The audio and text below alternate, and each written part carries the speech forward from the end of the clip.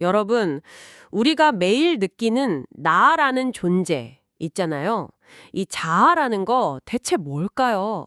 그리고 요즘 인공지능 보면 정말 똑똑한데 언젠가 우리처럼 나를 느낄 수 있을까요? 네, 정말 흥미로운 질문이죠. 오늘 저희가 좀 깊게 들여다볼 자료가 하이코 라이시의 까다로운 자아인데요. 딱 이 부분을 파고듭니다. 그러니까 인간의 자아, 또 의지, 그리고 인공지능의 가능성은 어디까지고 또 한계는 뭔지 이 자료를 보면서 AI 시대에 과연 인간다움이라는 게 뭔지 그 핵심을 같이 찾아보면 좋겠습니다. 좋습니다. 그럼 진짜 근본적인 질문부터 가보죠. 자아가 뭔가요?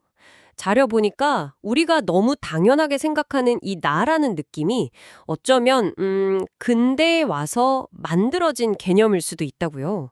원래부터 있던 게 아닐 수도 있다니 좀 놀랍네요. 맞아요. 이게 역사적으로 봐도 철학자들마다 생각이 다 달랐어요. 뭐 예를 들면 존 로크는 어제의 나와 오늘의 나를 쭉 이어주는 기억, 그 연속성에서 자아를 찾으려 했죠. 아, 필름처럼 이어지는 느낌이요? 네, 그렇죠. 근데 데이비드 흉 같은 철학자는 훨씬 회의적이었어요. 나라는 건 사실 없고 그냥 끊임없이 흘러가는 생각, 감각 뭐 이런 것들의 묶음일 뿐이다. 그러니까 연결된 영화가 아니라 그냥 스냅샷들이 계속 이어지는 것뿐이라는 거죠. 와, 철학자들 사이에서도 이렇게나 의견이 달렸군요. 그럼 칸트는 이걸 어떻게 좀 정리하려고 했나요? 칸트는 이 모든 제각각인 경험들을 하나로 꿰어주는 어떤 기능, 그러니까 나는 생각한다라고 하는 그 통일된 의식 자체에 주목했어요. 비유하자면 영상이사가 있어서 흩어진 필름 조각들을 하나의 이야기로 틀어주는 것처럼요. 중요한 건 철학적으로도 이렇게 합의가 쉽지 않을 만큼 자아는 원래부터 좀 까다로운 개념이라는 겁니다. 그럼 과학적으로는 어떻게 보나요? 뇌가 그냥 만들어내는 환상 같은 걸까요?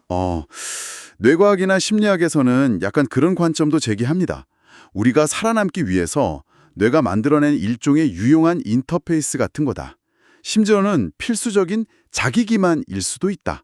뭐 이런 이야기까지 해요. 자기 기만이라니? 네. 물론 우리의 정체성이라는 게 타고난 유전자만으로 결정되는 건 아니고요. 우리가 겪는 경험이나 환경 속에서 계속 변하고 만들어지잖아요. 뇌 자체가 계속 변하는 가소성을 가지고 있으니까요. 환경이랑 상호작용하면서요. 그렇군요. 자아라는 개념 자체가 이렇게 복잡하고 어쩌면 좀 허술하기까지 하다면 인공지능이 자아를 갖는다는 건 정말 더 어려운 문제겠네요. 근데 챗봇들 보면 대화는 꽤 그럴듯하게 하잖아요. 그렇죠. AI가 그 튜링 테스트에서도 보여주듯이 인간의 대화를 정말 놀랍도록 잘 따라할 수 있어요. 하지만 결정적인 차이가 있습니다. 바로 그 주관적인 경험, 철학자들이 퀄리아라고 부르는 것의 부재죠. 컬리야? 그게 뭔가요?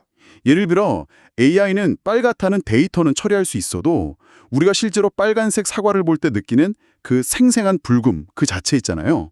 그걸 경험하지 못한다는 거죠. 아, 정보 처리랑 실제 느끼는 건 완전히 다른 거군요. 네, 그 내면의 느낌, 우리가 의식이라고 부를 만한 게 아직은 없는 겁니다. 학습 방식도 다르고요. 학습 방식은 어떻게 다른데요? 인간은 좀 틀리거나 애매한 상황에서도 배우고 어떨 땐 직관을 사용하기도 하잖아요.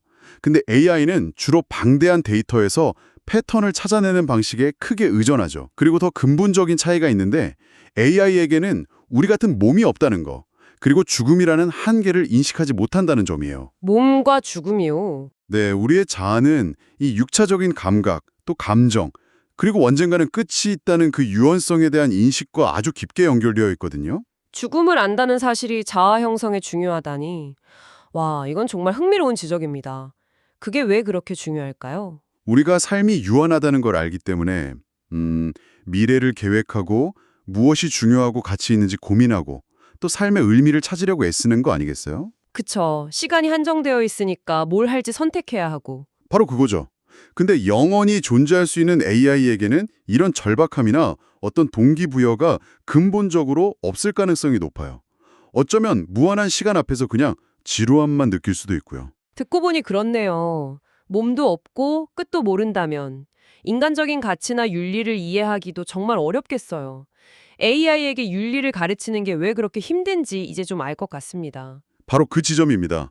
단순히 뭐 최대 다수의 최대 행복 같은 공리주의적인 계산만으로 윤리를 프로그래밍하려고 하면 맥락이라던가 인간 존엄성 같은 중요한 가치를 놓치기 쉬워요. 계산만으로는 안 되는 부분이 있군요. 그렇죠. 몸으로 겪는 고통이나 어떤 공감 능력 없이 진정한 의미의 도덕적 판단을 내릴 수 있을까 하는 의문이 드는 거죠. 그리고 만약에 AI가 정말로 자의식을 갖게 된다면 우리가 예측 불가능한 방식으로 스스로 도덕률을 만들거나 위험한 행동을 할 가능성도 배제할 수는 없고요. 그건 좀 무서운데요? 결국 우리는 AI가 인간보다 똑똑하면서도 우리의 통제 하에 있기를, 말을 잘 듣는 도구이기를 바라는데 이게 사실은 좀 모순적인 기대일 수 있다는 겁니다. 네, 오늘 이야기를 쭉 종합해보면 인간의 자아라는 건 단순히 똑똑한 계산 능력, 그 이상이네요. 생물학적인 몸, 살아있는 경험, 또 주관적인 의식, 그리고 삶의 유한성이라는 여러 조건들이 아주 복잡하게 얽힌 결과물이다. 현재의 AI와는 근본적으로 다른 차원의 문제라는 거군요. 맞습니다. 쉽게 복제하거나 뚝딱 만들어낼 수 있는 그런 성질의 것이 아닌 거죠. 자, 오늘 정말 깊은 이야기를 나눠봤는데요. 마지막으로 여러분께 이런 질문을 한번 던져보고 싶습니다.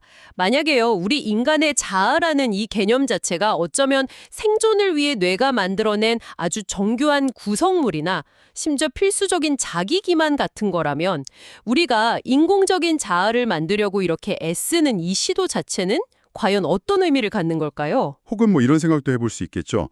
진정한 맥락이나 인간적인 가치를 아직 이해하지 못하는 AI가 이미 우리 삶의 많은 부분을 결정하고 있잖아요. 근데 혹시 우리가 눈치채지 못하는 사이에 그들의 그 비인간적인 논리가 우리의 판단에 미묘한 편견 같은 것들을 심어놓고 있는 건 아닐까요? 네, 한 번쯤 진지하게 고민해볼 만한 질문인 것 같습니다.